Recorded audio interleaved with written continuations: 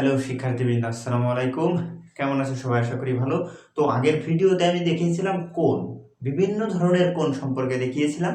তো আজকে আমি দেখাবো যে কোণের ধরন ও কোণের পরিমাপ, মানে আমরা কিভাবে এটার পরিমাপ করি আর কোণের ধরন আসলে কয় ধরনের হয়ে থাকে ইত্যাদি ইত্যাদি সংক্ষিপ্তভাবে আমি এটা দেখাবো। কারণ যারা নতুন কারিকুলামে পড়েছো নাইন থেকে যখন তারা 10-এ উঠবা, তারা জানো যে আসলে এই কোণগুলো এখন ওই নতুন কারিকুলামে তাদের কি প্রয়োজন ছিল। কারণ কি এখান থেকে অনেক নতুন নতুন বিষয় তাদের জানতে হতো, আরো অনেক বিষয় তাদেরকে বুঝতে হতো। তাই এইটা কিন্তু ওই কোণ থেকে আসছিল। তা যেহেতু তাদের এই নতুন কারিকুলাম বাতিল হচ্ছে, তো তাও এগুলো জেনে রাখা অত্যন্ত গুরুত্বপূর্ণ। হ্যাঁ, তো আমি দেখাচ্ছি, দেখো কোণের ধরন কি। কোণ হয়ে থাকে একটা সেম জ্যামিতিক কোণ আর ত্রিকোণমিতিক কোণ। জ্যামিতিক কোণ কি? ওই যে তোমরা ওই যে স্কেল দিয়ে ইত্যাদি জ্যামিতি যেগুলো করো না, যে 0 থেকে 360 ডিগ্রি পর্যন্ত যা থাকে, ওইটা হচ্ছে জ্যামিতিক কোণ। যেমন জ্যামিতিক কোণ বিভিন্ন ডিগ্রির হয়ে থাকে। তো এই যে ধরো এটা 90 ডিগ্রি, এটা ধরো 60 ডিগ্রি, এটা 30 ডিগ্রি, তোমরা ভাবো এগুলো হচ্ছে জ্যামিতিক কোণ।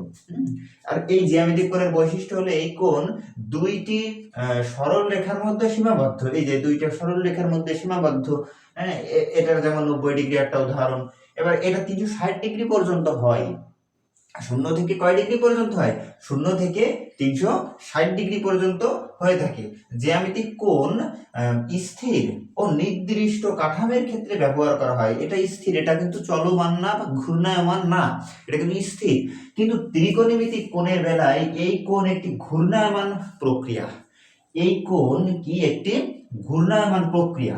যেমন আমি এটার উদাহরণ দিচ্ছি, এইখানে ধরো এই কোণটা একটা স্থির রেখার উপর আর একটা রেখা যখন ঘূর্ণায়মান অবস্থায় থাকে, মানে এই দিক থেকে এই দিকে এরকম যাইতেই থাকবে, এরকম যেতেই থাকবে, ধরো হ্যাঁ, এবার ঘূর্ণায়মান যেতে পারবে আর কি, ঘুরতে পারে। এটাই হলো ত্রিকোণমিতিক কোণ। যেমন ত্রিকোণমিতিক কোণ ঘড়ির কাঁটার দিকে, ওই যে ঘড়ির কাঁটার দিকে বলতে কি বোঝায়? ঘড়ির কাঁটা যেদিকে ঘোরে ওইটা হলো ঘড়ির কাঁটার দিক। আর ঘড়ির কাঁটার বিপরীত মানে কি? ঘড়ির কাঁটা যেদিকে ঘোরে তার উল্টো। ঘড়ির কাঁটা যেদিকে ঘোরে তার উল্টো দিক। বুঝতে পেরেছো? তাহলে এইটা হলো ঘড়ির কাঁটার বিপরীত দিক, ধনাত্মক মান, মানে প্লাস। মানে কি? প্লাস। তাহলে ধরো এই দিক থেকে যাইতেই থাকলো, যাইতেই থাকলো, যাইতে যাইতে যাইতে যাইতে এই 360 ডিগ্রি পর্যন্ত হলো। এবার প্রশ্ন হলো, জ্যামিতিক কোণ 360 ডিগ্রি পর্যন্ত সীমাবদ্ধ, কিন্তু ত্রিকোণমিতিক কোণ 360 ডিগ্রি পর্যন্ত সীমাবদ্ধ না বিধায় এটা ঘুরতে পারে। এটা ঘুরতে পারে, 360 এর অধিক হতে পারে, 560 হতে পারে, 500 হতে পারে, 400 হতে পারে, 360 এর অধিক যেতে পারে। এটা হলো ত্রিকোণমিতিক কোণ। আবার ত্রিকোণমিতিক কোণ কি হয়? ত্রিকোণমিতিক কোণ বিপরীত দিকেও ঘুরতে পারে, মানে এই উল্টো দিকেও তারা যেতে পারে, মানে মাইনাস ঋণাত্মক মান হতে পারে। এটা তো 0 থেকে 360 পর্যন্ত হয়, শূন্যের নিচেও যাবে না, 360 এর ঊর্ধ্বেও যাবে না। কিন্তু এটা শূন্যের নিচেও আসতে পারছে, আবার 360 এর উপরেও যেতে পারছে। এই জন্য এটা ত্রিকোণমিতিক কোণ আর এটা জ্যামিতিক কোণ। এবার কোণের পরিমাপ আমরা কিভাবে করি? একটা হলো ডিগ্রি পদ্ধতি, আমরা সবথেকে বেশি ব্যবহার করি ডিগ্রি পদ্ধতি। আর একটা ব্যবহার করি হচ্ছে রেডিয়ান পদ্ধতি। এই রেডিয়ান পদ্ধতিতে জীবনে নাম শুনিনি যারা 10-এ পড়ে, সম্ভবত ওই হায়ার ম্যাথে থাকতে পারে, হায়ার ম্যাথে এটা আছে। এবার এই রেডিয়ান আর এই ডিগ্রি পদ্ধতি হলো, আমি এটার ব্যাখ্যা দিচ্ছি, দেখো। আমরা প্রতিটা কোণকে ডিগ্রি দিয়ে প্রকাশ করি। তার উৎপত্তি একটা বিশেষ প্রক্রিয়া। যেমন এটা নবম শ্রেণীতে ছিল, কিন্তু এই মানে এখন নতুন কারিকুলামে যে বইটা ছিল এখানে কিন্তু এটা ছিল। আমি যারা 9-এ থাকাকালীন এই ভিডিওটা দেখছো বা 9 থেকে 10-এ ওঠার পরে ভিডিওটা দেখছো, তারা বুঝতে পারবে। এই যে 360 ডিগ্রি একটা কোণ, এইটার অর্ধেক 180 ডিগ্রি। এটার অর্ধেক কত? 180 ডিগ্রি। এবার 180 ডিগ্রির অর্ধেক কত? 90 ডিগ্রি। এবার 90 ডিগ্রিকে সমান 60 ভাগে ভাগ করলে, কিন্তু একে তো দেখানো যায় না, সমান 60 ভাগে এই 90 ডিগ্রিকে কয় ভাগে ভাগ করবে? সমান 60 ভাগে ভাগ করলে যে মান পাওয়া যায় সেটাকে বলা হয় 1 মিনিট। সেই পরিমাপটাকে কি বলা হয়? 1 মিনিট। ওই যে 9-এ ছিল তো যে এত ডিগ্রিকে মিনিটে রূপান্তর করো, আবার অত মিনিটকে সেকেন্ডে রূপান্তর করো, এগুলো কিন্তু ছিল। তো এটা কিন্তু জানা দরকার তোমাদের, হ্যাঁ। তাহলে এই 90 ডিগ্রিকে সমান 60 ভাগে ভাগ করে যা পাওয়া যাবে সেটাকে কি বলা হবে? 1 মিনিট। আবার মিনিট তো আমরা সময় ব্যবহার করি, মিনিট কিন্তু কোণের পরিমাপক একক, হ্যাঁ।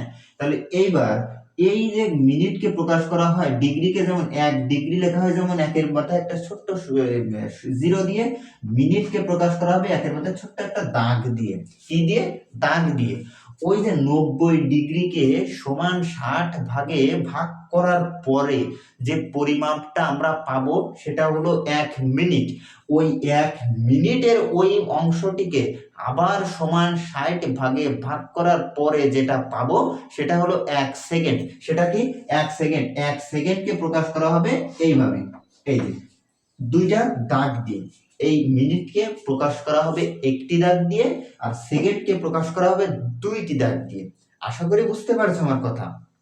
যারা বুঝতে পারবে না বা একেবারেই নতুন, তারা কোন সম্পর্কে ধারণা নিয়ে এগুলো একটা নোট তৈরি করে নিবা কিন্তু, হ্যাঁ। এইবার একটা নোট তৈরি করে নিলে তোমাদের সুবিধা হবে।